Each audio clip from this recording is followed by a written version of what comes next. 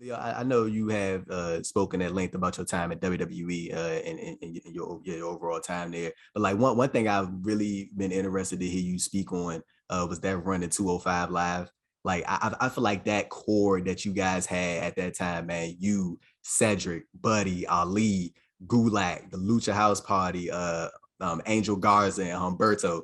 Like y'all had like a legit like group of like top flight talents, man. But it just seemed like the company they sort of treated y'all like in the same vein that they treat NXT UK. It's like, yeah, they're this WWE, but it's like that's not WWE. And like with the lack of promotion and stuff, like, did you guys ever have that internal conversation amongst yourselves of like, man, like if they just put the machine behind us, if they maybe take us like put us before SmackDown and like we don't get the burnt out crowd, or like did y'all ever had those conversations, man? Because legit, like no bullshit, that was like probably one of my favorite in-ring products behind within the WWE company behind NXT and probably SmackDown, because like it was like I would say at least one match a week, and all the matches were good, but it was like at least one match a week that was like a banger, like on 205 Live. It's like, did y'all ever had those conversations amongst each other, man? Like, man, dude, if they just got behind us, like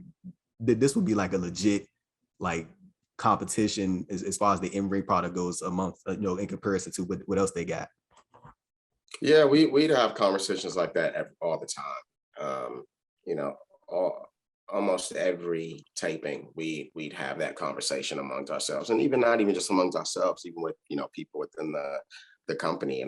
And I think just hearing you talk about it, man, it sounds like you were in the locker room with us. Like, you know what I mean? Like, I think it was just that clear. I think it was that clear to everybody. You could see like and just feel like the frustration with all of the guys, because we were going out there and putting on a show and Yes, bro.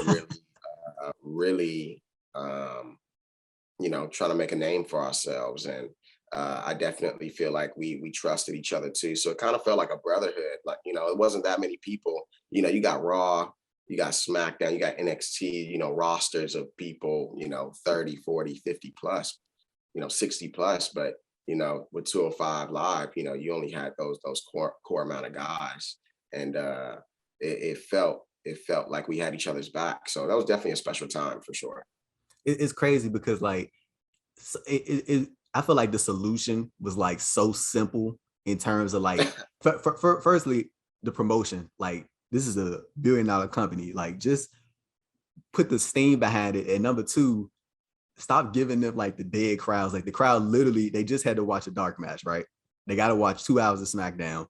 Then you telling them, hey, if you want to see, and I'm just naming people, but like, hey, if you want to see a John Cena or Randy Orton, you got to stay and watch this 205 Live show, and then you can see them afterwards. And then you, first of all, you just making people like, okay, I guess we gotta wait until we see this person. Not some real shit though. Like that's basically what's happening, because you essentially forcing these people to sit here and watch a show. But if you put steam behind it and you build them up and you show you guys on other shows, like how they sort of were when the cruiserweight division first returned, like honestly, I feel like it would have held better if they would have just like not slided y'all just in this one position. Like you can challenge for the Intercontinental title.